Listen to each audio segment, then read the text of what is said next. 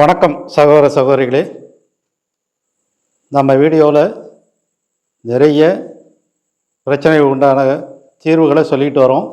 எல்லாமே எளிய முறையில் மூலிகைகளை பயன்படுத்தி அல்லது வீட்டில் உள்ள கடைச்சரக்கு என்று சொல்லக்கூடிய சுக்கு, மிளகு, திப்பிலி இதை போன்ற அஞ்சரை பெட்டியில் இருக்கக்கூடிய பொருள்களை வச்சு நோய்களை எப்படி தீர்க்கிறது, நமக்கு உண்டான உபாதைகளை எப்படி போக்குறது அப்படின்னு எளிய முறையில் நம்ம தீர்வு சொல்லிக்கிட்டு வரோம்.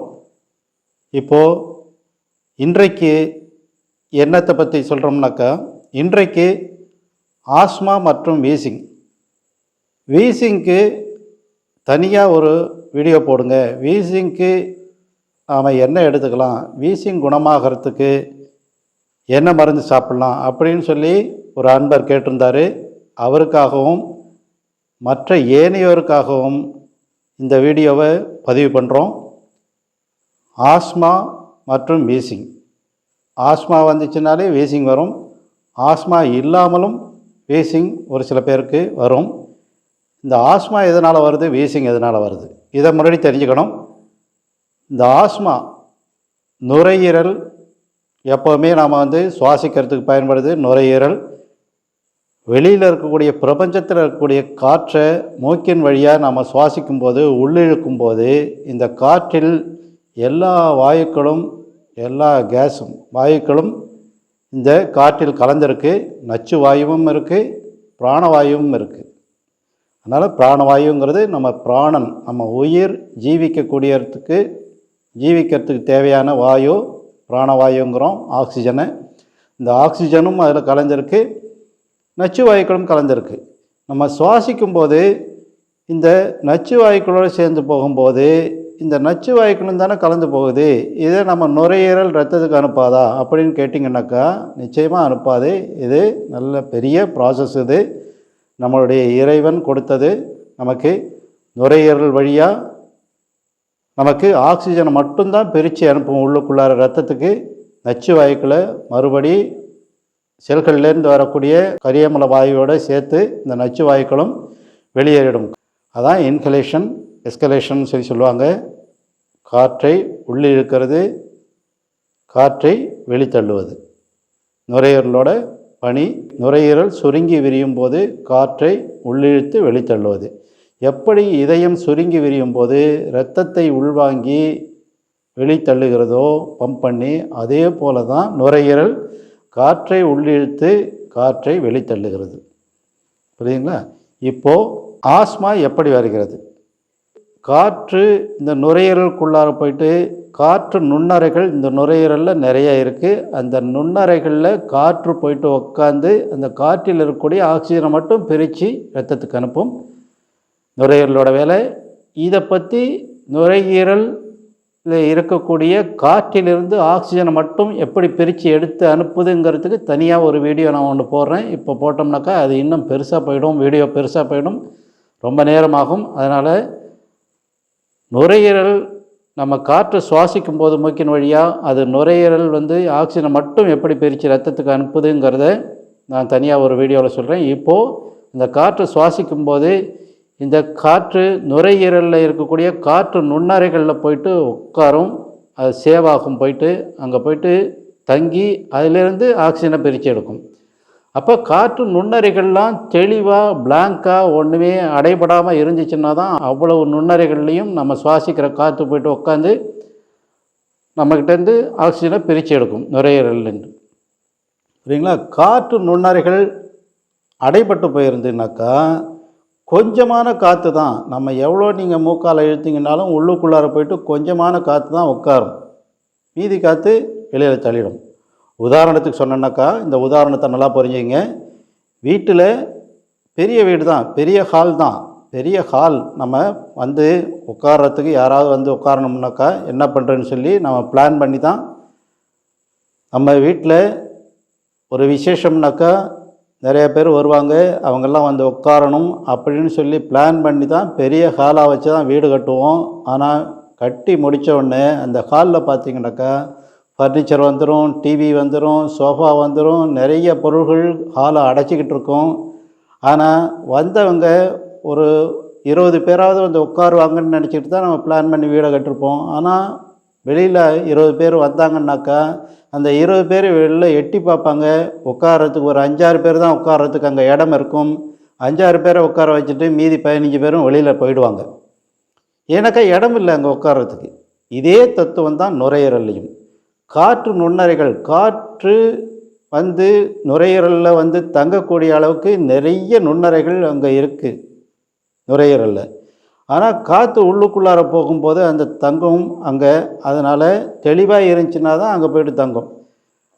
இப்போது அங்கே ஏற்கனவே அந்த நுண்ணறைகள்லாம் அடைபட்டு போயிட்டு எந்த காரணத்தினாலாவது ஏதாவது ஒரு காரணத்தினால அந்த நுண்ணறைகள்லாம் முன்னாடியே அடைபட்டு போயிருக்கும். இல்லை சளி ஓவராக கட்டியிருக்கிறதாலோ அல்லது நீரேற்றம் நிறைய நீர் அங்கே போய்ட்டு அந்த காற்று நுண்ணறைகளில் போய்ட்டு தங்கியிருக்கிறதாலையோ அல்லது டஸ்ட்டு தூசுகள், இந்த தேவையற்ற தூசுகள், நம்ம பொல்யூஷன் ஏரியாவில் நம்ம வந்து வேலை பார்த்தோம்னாலும் பொல்யூஷன் ஏரியாவில் காற்று மாசுபட்டு இருக்கக்கூடிய ஒரு ஏரியாவில் நாம் வந்து குடியிருந்தோம்னாலும் அங்கே நாம் அந்த மாதிரி மாசுபட்ட காற்றை தான் நம்ம சுவாசிப்போம்.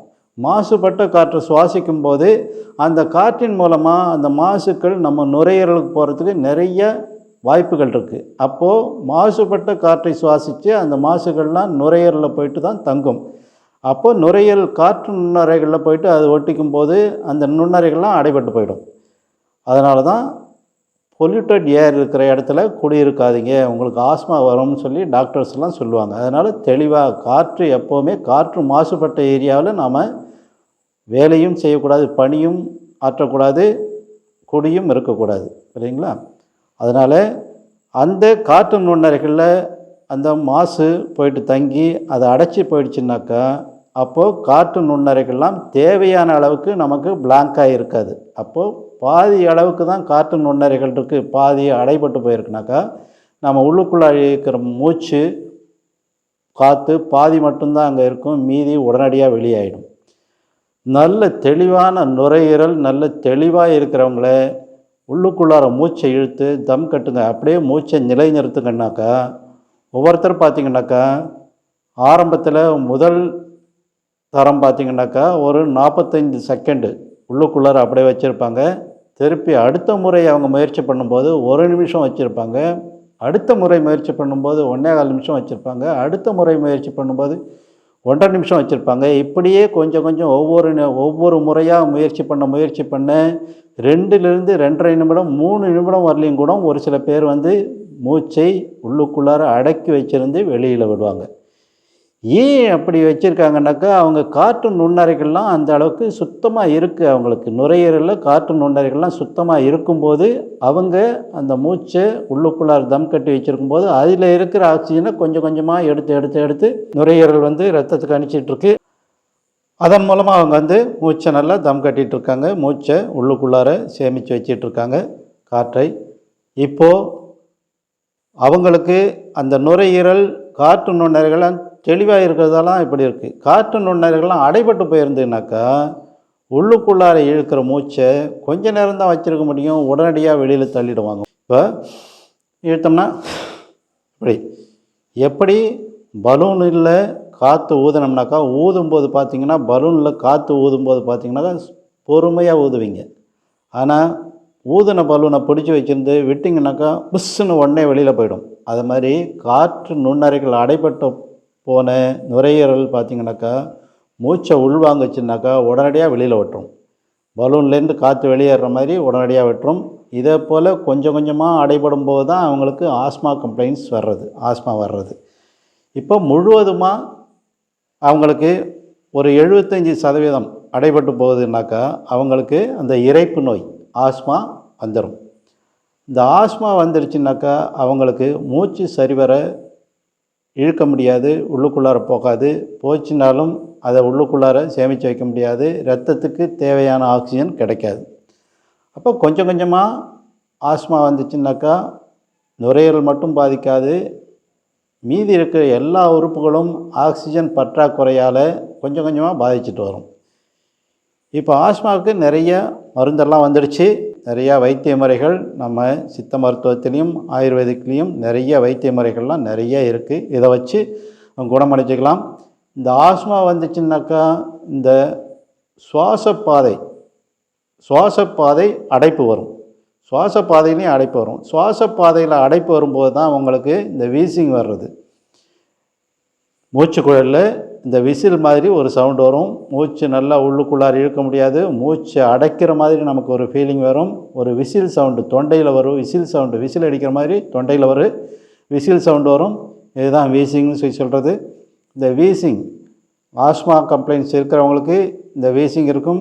ஆஸ்மா கம்ப்ளைண்ட்ஸ் இல்லைன்னாலும், ஆஸ்மா பேஷண்ட்ஸாக அவங்க இல்லைன்னாலும் நுரையீரல் சுத்தமாக இருக்கவங்களுக்கு ஒன்றும் பிரச்சனை இல்லை. ஆனால் ஒரு சில நேரத்தில் மட்டும் அவங்களுக்கு இந்த மாதிரி பிரச்சனைகள் வருதுன்னாக்கா அவங்களுக்கு இந்த ஒவ்வாமை அலர்ஜியால் வீட்டில் வந்து தூசி தட்டலாம், டஸ்ட் அலர்ஜி அவங்களுக்கு இருக்கும், அல்லது வேறு கெமிக்கல் அலர்ஜி இருக்கும், அல்லது வேறு பாக்டீரியல் அலர்ஜி இருக்கும். இந்த மாதிரி நிறைய அலர்ஜிஸ் வரும். இந்த மாதிரி அலர்ஜிஸ் வந்துச்சுன்னாக்கா அவங்களுக்கு இந்த ஒவ்வாமையினால் வீசிங் வரக்கூடிய வாய்ப்புகள் நிறைய இருக்குது. இது சுவாசக்குழலை மூச்சுக்குழலை அடைக்கும்போது சரிவர காற்று உள்ளுக்குள்ளார போகாமல் வெளியில் வராமல் இந்த சிறிய பாதை வழியாக இந்த காற்று உள்ளுக்குள்ளார போயிட்டு வெளியில் வரும்போது இந்த விசில் சவுண்டு வரும். இந்த வீசிங், ஆஸ்மா இது ரெண்டையுமே எப்படி குணப்படுத்துறது? அதுக்கு என்ன சித்த மருத்துவத்தில் முறை இருக்குது, வைத்தியம் இருக்குது, மருந்து இருக்குது அப்படின்னு கேட்டிங்கனாக்கா சொல்கிறேன், புரிஞ்சுங்க. அரிசி திப்பிலியிலேயே கண்ட திப்பிலி இருக்குது, அரிசி திப்பிலி இருக்குது. அரிசி திப்பிலி 3 பங்கு, மிளகு கருமிளகு சமையலுக்கு உபயோகப்படுத்துறது, மிளகு 1 பங்கு, மஞ்சள் பொடி 1 பங்கு சாதாரணமாக நம்ம சமையலுக்கு பயன்படுத்துறது, மஞ்சள் பொடி 1 பங்கு. இது 3ஐயும் உத்தாமணிச்சாறு, வேலிப்பருத்தின்னு சொல்லக்கூடிய, தெரியுது பாருங்கள் இந்த படத்தில், இந்த உத்தாமணி இலையின் சாறு எடுத்து இந்த அரிசி திப்பிலி பொடியாக்கணும். அரிசி திப்பிலி பொடி, மிளகு பொடி, மஞ்சள் பொடி. இந்த அரிசி திப்பிலி பொடி 3 பங்கு, மிளகு பொடி 1 பங்கு, மஞ்சள் பொடி 1 பங்கு. இது எல்லாத்தையும் சேர்த்து இந்த உத்தாமணி சாறு விட்டு நல்லா குழைச்சி இதை சாப்பிட்டுட்டு வந்தீங்கன்னாக்கா உங்களுக்கு ஆஸ்மாங்கிற நோய் கொஞ்சம் கொஞ்சமாக உங்களை விட்டு பிரிந்து வெகு தூரத்திற்கு சென்றுவிடும். இதை தொடர்ச்சியாக சாப்பிட்டீங்கன்னாக்கா உங்கள் பக்கமே நெருங்காது, உங்களை விட்டு பறந்து போயிடும் ஆஸ்மாங்கிற நோய். வீசிங்க்கும் இதே போல் தான். நீங்கள் இந்த மருத்துவத்தை கடைபிடிச்சிங்கனாக்கா இதை தொடர்ந்து சாப்பிட வேண்டாம். வீசிங் எப்போ வருதோ அப்போ மட்டும் நீங்கள் இதை எடுத்துக்கிட்டிங்கன்னா போதும், தொடர்ந்து சாப்பிட வேண்டாம். ஆஸ்மாவுக்கு மட்டும் இந்த கலவையை உத்தாமணி சாறு விட்டு குழைச்சி சாப்பிடுங்க, தொடர்ச்சியாக சாப்பிடுங்க, காலை மாலை தொடர்ச்சியாக சாப்பிடுங்க.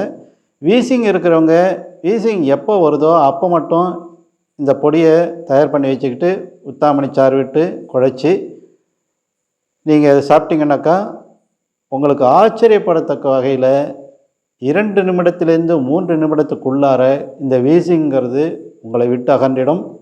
எளிய நல்ல சுகமான சுவாசம் உங்களுக்கு கிடைக்கும். இந்த உத்தாமணிச்சாறு குழைச்சி இந்த கலவையை எடுத்து நீங்கள் சாப்பிடும்போது இதை சாப்பிட்டுட்டு இதிலேருந்து ஒரு 15 நிமிடம் நீங்கள் தண்ணி குடிக்கக்கூடாது, வேறு எந்த உணவும் எடுத்துக்கூடாது. தண்ணிங்கிறது கூட பச்சை தண்ணியோ வெந்நீரோ எதுவுமே குடிக்கக்கூடாது. இந்த பொடியோடு இந்த உத்தாமணி சாறு விட்டு குழைச்சி இதை சாப்பிட்டுட்டு ஒரு 10லேருந்து 15 நிமிடம் எந்த உணவோ அல்லது நீரோ அருந்தாமல், வெந்நீரோ தண்ணீரோ எதுவுமே அருந்தாமல் நீங்கள் இருந்தீங்கன்னாக்கா உங்களுக்கு வீசிங் சுத்தமாக 2 நிமிஷத்தில் அல்லது 3 நிமிஷத்துக்குள்ளார குணமாயிடும். இதுதான் ஆஸ்மாவுக்கும் வீசிங்க்கும் இருக்கக்கூடிய ஒரு அற்புதமான மருத்துவம் சித்த மருத்துவத்தில். இது அனைவருக்கும் நாங்கள் சொல்லி அவங்க குணமடைஞ்சிருக்காங்க. நாங்கள் இந்த பொடியை தயார் பண்ணி கொடுத்து இப்போது யூடியூப் சேனலில் இதை தெளிவாக எல்லாருமே இதை வந்து அனுபவிக்கணும், இந்த மருத்துவத்தை தெரிஞ்சுக்கணும் அப்படின்னு சொல்லி யூடியூப் சேனலில் இதை சொல்லிகிட்ருக்கோம். இதுக்கு முன்னர் நாங்கள் வந்து இந்த பொடியெல்லாம் ரெடி பண்ணி வச்சுக்கிட்டு அவங்களுக்கு ஆஸ்மாவாலேயோ அல்லது வீசிங்காலேயோ பாதித்து வர்றவங்களுக்கு நாங்கள் இதையே அப்போவே இன்ஸ்டண்ட்டாக உடனடியாக அவங்களுக்கு கொடுத்து குணமடைஞ்சிருக்காங்க. இதை பயன்படுத்தி ஆஸ்மா நோயாளிகளும், ஆஸ்மாங்கிறது ஒரு நோய் தான், நான் முன்னாடியெல்லாம் சொல்லுவேன் ஒரு சிலது நோய் கிடையாதுன்னு சொல்லி, ஆனால் ஆஸ்மாங்கிறது ஒரு நோய் தான், நாள்பட்ட நோய் தான். இது தீர்க்கறதுக்கு நீங்கள் இந்த முறைகளை பயன்படுத்தி, இந்த மாதிரி செஞ்சு பொடிகளை பயன்படுத்தி இதை செஞ்சிங்கன்னாக்கா, இதை தொடர்ந்து நீங்கள் இந்த மருந்து சாப்பிட்டுட்டு வரணும். ஒரு வேளையில் 2 வேளையில் ஆஸ்மா குணமாகிடாது. இது தொடர்ந்து நீங்கள் சாப்பிட்டுட்டு வரணும். சாப்பிட்டுட்டு வந்தீங்கன்னாக்கா உங்களுக்கு ஆஸ்மாங்கிற பிரச்சனையிலேருந்து நீங்கள் கொஞ்சம் கொஞ்சமாக மீண்டு தெளிவான ஒரு சுவாசத்தையும் தெளிவான ஒரு நுரையீரலையும் பெற்று ஆரோக்கியத்தோடு வாழலாம். வீசிங்கால் தொந்தரவு படுறவங்க இந்த வீசிங் வரும்போது மட்டும் இதை எடுத்தால் போதும், தொடர்ந்து நீங்கள் இதை எடுத்துக்க வேண்டாம். திருப்பியும் மறுபடியும் சொல்கிறேன், இந்த மருத்துவத்தை நீங்கள் பயனடைகிறது மட்டும் பத்தாது, மற்றவங்களும் இதை பயனடையணும். இந்த பிரச்சனைகளால் பாதிக்கப்பட்டவங்க எல்லாருமே இதை பயன்படுத்தி பயனடையணும். அதனால் இந்த வீடியோவை எல்லாருக்கும் ஷேர் பண்ணுங்கள். இந்த வீடியோவை எல்லாருக்கும் ஷேர் பண்ணிவிட்டு இந்த சேனலை எல்லாரையும் சப்ஸ்கிரைப் பண்ண சொல்லுங்கள். இந்த சப்ஸ்கிரைப் பண்ணாங்கன்னா தான் அதன் மூலமாக வர்ற சப்ஸ்கிரைபர்ஸை வச்சு எங்களுக்கு கொஞ்சம் உற்சாகம் கிடைக்கும். நாங்கள் தொடர்ந்து இந்த வீடியோவை உங்களுக்கு இந்த மருத்துவம், பயனுள்ள மருத்துவத்தை, எளிமையான மருத்துவத்தை, முழு ஆரோக்கியம் கிடைக்கக்கூடிய எளிமையான மருத்துவத்தை உங்களுக்கு சொல்ல முடியும். அதனால் இதை எல்லாருமே இதிலேருந்து இந்த மருத்துவத்தை பயன்படுத்தி பயனடைங்கன்னு சொல்லி கேட்டுக்கிட்டு மீண்டும் அடுத்த வீடியோவில் சந்திப்போம். நன்றி, வணக்கம்.